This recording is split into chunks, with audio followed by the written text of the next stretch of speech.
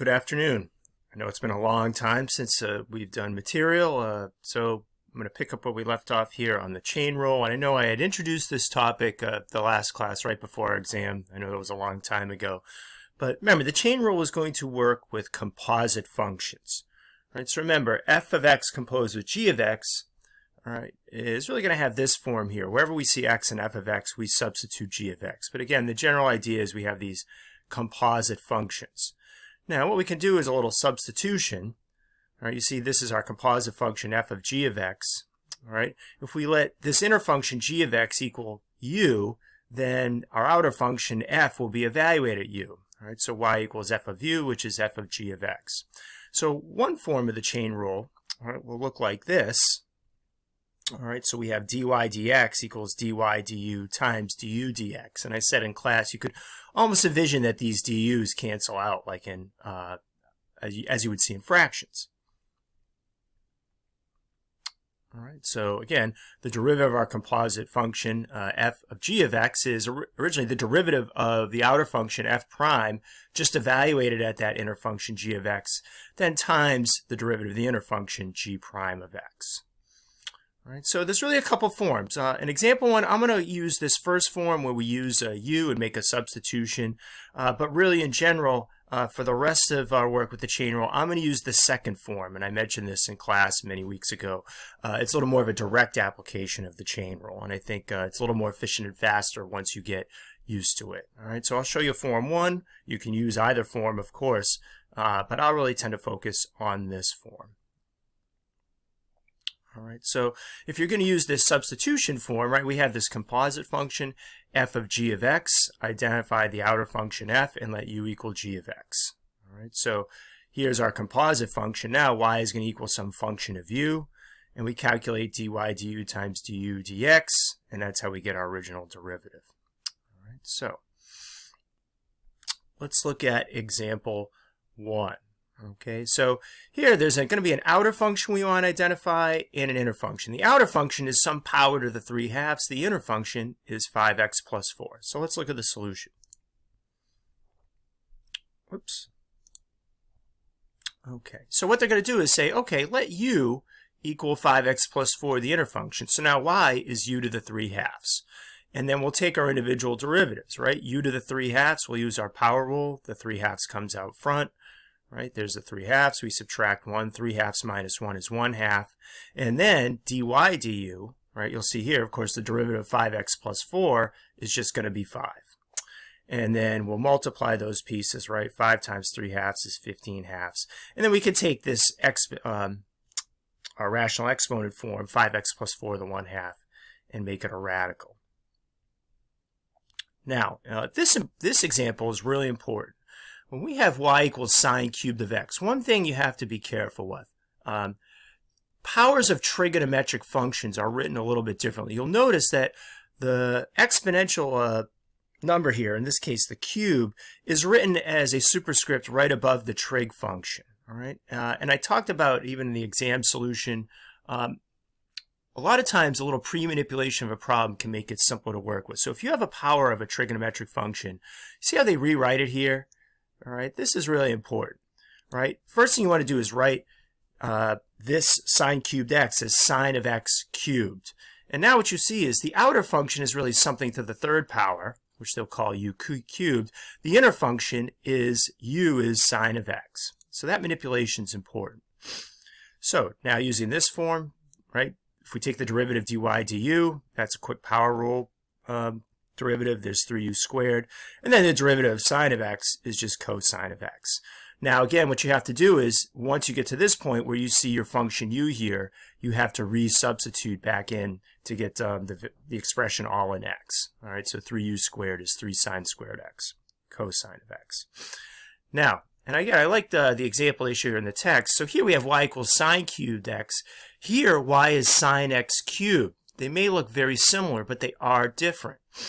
Right here, all right, the outer function is really sine of x. Okay, so y equals sine of u is the outer function. And really the argument into the sine function is x cubed. All right, so there's u equals x cubed. So again, what we want to do is set up dy du times du dx. Well, derivative of sine of u is just cosine of u, and the derivative of 3x squared, or excuse me, x cubed would be 3x squared. Now, cosine of u, we'll call it cosine of x cubed, right? We have to resubstitute, and there's our final derivative. All right, so again, you can use this substitution method, sort of form 1 of the chain rule, what they call equation 1.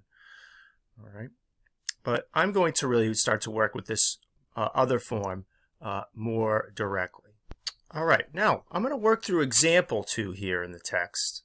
And this is where I'm going to use sort of the equation 2 of the chain rule, where we're going to evaluate f prime of x at g of x, and then multiply times g prime of x, the derivative of the inner function. So what I'd like to do now is I'm going to use equation 2 of the chain rule to calculate the derivatives of the following functions. This will be a little more of the direct method, where we'll just take the derivative of the outer function, basically just evaluate it at the inner function, and then take the derivative of the inner function that you see here. So let's look at that example. So if you look at this function here, we really have the outer function is something raised to the 10th power. The inner function is 6x cubed plus 3x plus 1. So if we were just going to take the derivative of something to the 10th power, right, that 10 would come out according to the power rule. And then all we're really going to do is just copy over that inner function, right? And then the 10 goes to 9. And now we want to take the derivative of the inner function, which again is pretty much a straightforward power rule. 18x squared plus 3. Now to simplify this, they're going to pull out a common factor of 3 from this factor. 3 times 10 will be 30. And this will be ultimately what you'll see the final answer to be. It'll be 30 times 6x squared plus 1 times then this factor 6x cubed plus 3x plus 1 all to the 9th power. All right, so that's really our final answer here.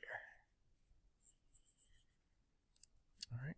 Now in part B, first thing, remember any radical we want to put into rational exponent form. There's one of those pre-manipulations, right?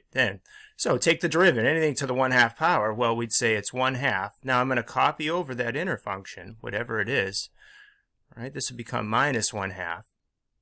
And then we'll multiply, then what's the derivative of the inner function? Well, the derivative of 5x squared plus 1, that would just be 10x. And then that final form, right, the 10x divided by 2, all right, well, that'll really be 5x. And then if you want, you can go back to radical form at the end. Okay, now some of you might remember, I know it's a long time ago, but I said really the derivative of any e to the x expression, whether it's 3x minus whatever it is really itself. All right, but what I want you to think about is really the outer function here. The outer function is generically e to the x. Now, of course, the derivative of e to the x is always e to the x. But the inner function is really here. Instead of x, it's minus 3x. So the derivative of the outer function is e to the x evaluated at that inner function, which is, of course, really just e to the minus 3x. And then we take the derivative of this inner function, which would be minus 3. So this would be minus 3 e to the minus 3x. And there's a general formula, we haven't seen it yet, but d dx of e to the kx is just k e to the kx. All right, there's sort of a general form here, but this example sort of shows you that that version of this formula for e to the kx.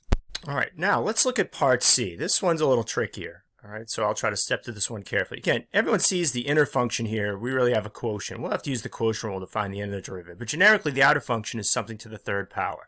So taking the derivative of that outer function, right, the 3 will come out front. Whatever this inner function is, no matter really how simple or complicated, we'll copy that over.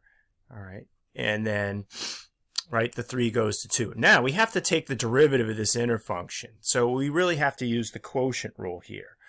All right, so that derivative is now going to be, right, there's g of x times the derivative of f of x. I'm sorry, there's a t there. And then we have minus, right, our first function, 5t squared times then the derivative of 3t squared plus 2, that's going to be 6t. And then this is all divided by, of course, g of x squared. Now, sometimes in these problems, the simplification is can almost be trickier than the initial derivatives itself. So a couple things are going to go on here. If you look in the numerator here, all right, we're going to get a minus 30t cubed and a plus 30t cubed. All right, so why don't I just try to show what's going to happen here. All right. One, this 5t squared is all going to be squared. So you're going to get 25t to the fourth times 3. So there's a 75t to the fourth here, all divided by 3 squared plus 2, or 3t squared plus 2 squared.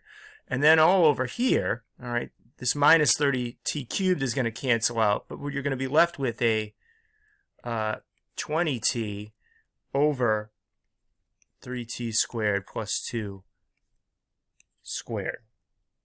All right, now if you multiply 20 times 75, you get 1500 t to the fourth times t. So to get the final answer, we want to multiply across the numerator and denominator. So 75t to the fourth times 20t, that will give you 1500 t to the fifth here in the numerator. And then the denominator, notice 3t squared plus 2 is a common factor there. So this will be, right, 3t squared plus 2 squared, and squared, the 2 times 2, since the base is the same, 2 plus 2 is 4, we add those. So there is your final answer for part C. So to review again, this is really that version 2 of the chain rule, a little more direct, right? So we take the derivative of the outer function, right? Here, the 3 comes out front. Evaluate the inner function. Basically, we just copy that function over. The 3 becomes 2. And then we take that derivative of the inner function. Here we had the product rule, or excuse me, the quotient rule. And then we had to simplify it. And then again, on the earlier parts for part A, right? Here's the outer function, right? Take the derivative. The 10 comes out front. 10 goes to 9. Copy over that inner function. Then take the inner derivative and simplify. Same thing here. We rewrite that radical as 5x squared plus 1 to the 1/2. Take the derivative of the outer function, right? 1/2 comes out. Copy over the inner function here. Exponent gets reduced by 1. Take the derivative of the inner function, 10x. And then same thing here, right? We take the derivative of the outer function, which is really just e to the minus 3x.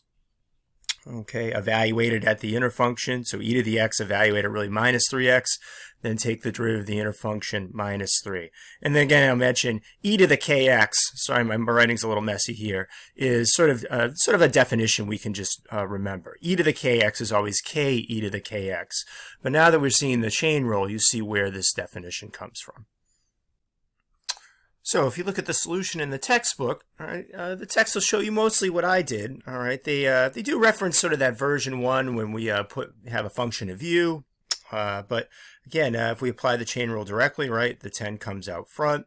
There's f prime of u evaluated at g of x. We copy the function over. There's the power of 9, and there's g prime of x. And then there's that little simplification they do. Again, here, inner function is 5x squared plus 1. Outer function is square root of u. And again, they don't quite show the step of converting this to that notation to the power of 1/2. But there's that derivative f prime of u evaluated at g of x, the inner function, and then there's the derivative of the inner function g prime of x, and they simplify it. All right, and again, here's this more complicated problem, right? The inner function, 5t squared divided by 3t squared plus 1. All right, so if you consider f of u as u cubed, right, again, that derivative would be 3u squared. But really directly, right, the 3 comes out front. We just copy over that inner function. Exponent becomes 2. And then here's that whole quotient rule piece. And then ultimately they simplify it to this expression. All right, and then here, that last one, e to the minus 3x, right? The outer function is generically e of u, right? The derivative of e of u is just e of u, but it's evaluated at the inner function minus 3x. So we see u here, you'd put minus 3x. And then there's the derivative of minus 3x. And there's that k e to the kx definition that I referenced in the other file.